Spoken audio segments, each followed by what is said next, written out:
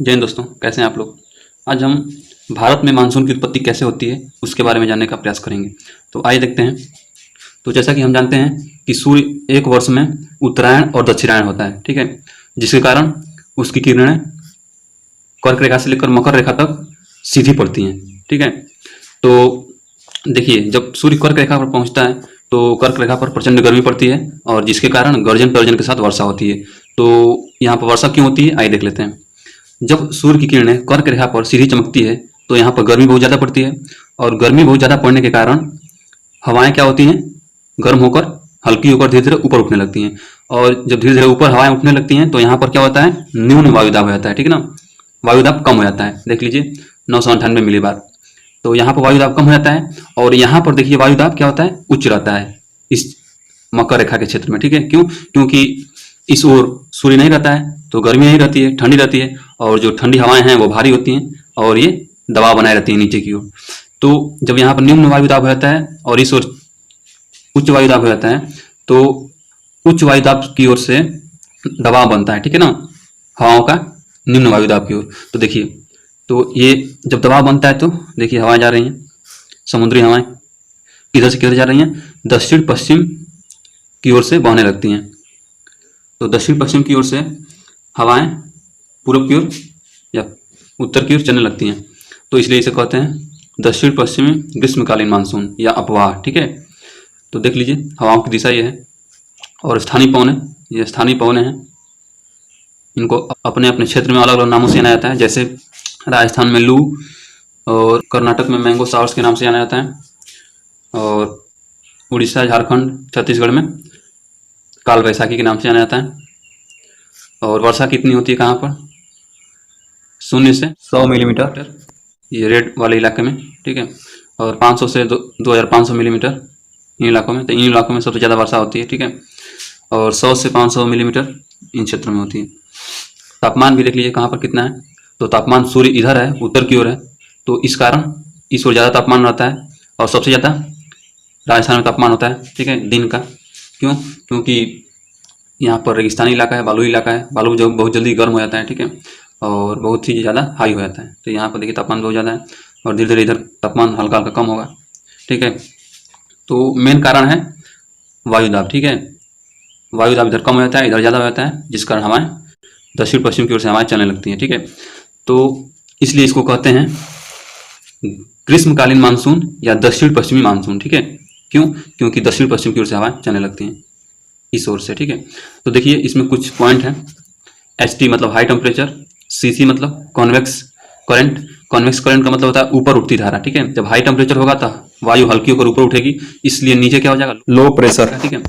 तो इसके कारण क्या होता है, ITCZ उत्पन्न होता है, मतलब इंटरनल ट्रॉपिकल कन्वर्जन जोन, ठीक है ना। मतलब कि जब यहाँ पर बहुत ज़्यादा गर्मी पड़ेगी तो वायु ताप यहाँ पर कम होगा तो इधर से हवाएं आएंगी, फिर इधर से हवाएं आएंगी, ठीक है। और यहाँ पर डोलड्रम जैसी उत्पत्ति हो जाएगी।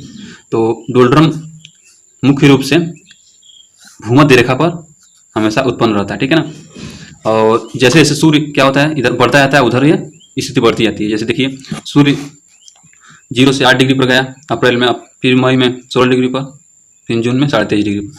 तो यह स्थिति हर रेखा पर यह उत्पन्न होती रहेगी, ठीक है। पहले भूमध्य रेखा पर, उसके बाद अप्रैल में 8 डिग्री पर, फिर इसी तरह बढ़ती जाएगी, ठीक है ना। तो ये तो रहा ग्रीष्मकालीन मानसून की उत्पत्ति। आइए देख लेते हैं शीतकालीन मानसून की उत्पत्ति।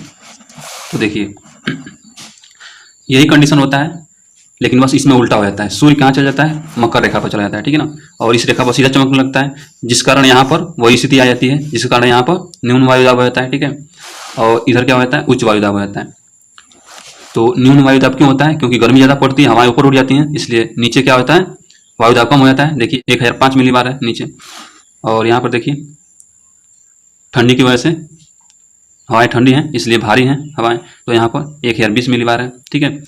तो इस कारण उत्तर पूर्व की ओर से वायु दक्षिण की ओर चलती हैं, तो इसलिए हम कहते हैं उत्तर पूर्वी मानसून या शीतकालीन मानसून।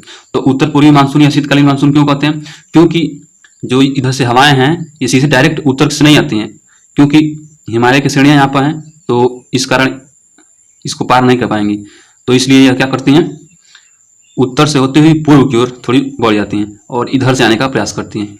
हिमालय इनके लिए बाधा बन जाता है, ठीक है। तो इसलिए इसको कहते हैं उत्तर पूर्वी मानसून या शीतकालीन मानसून, क्योंकि इधर शीत ऋतु है, ठीक है, ठंडी ऋतु है, और इसी की वजह से यहाँ पर मानसून आता है। तो यह देखिए, ये जनवरी या दिसंबर में ये होता है, ठीक है।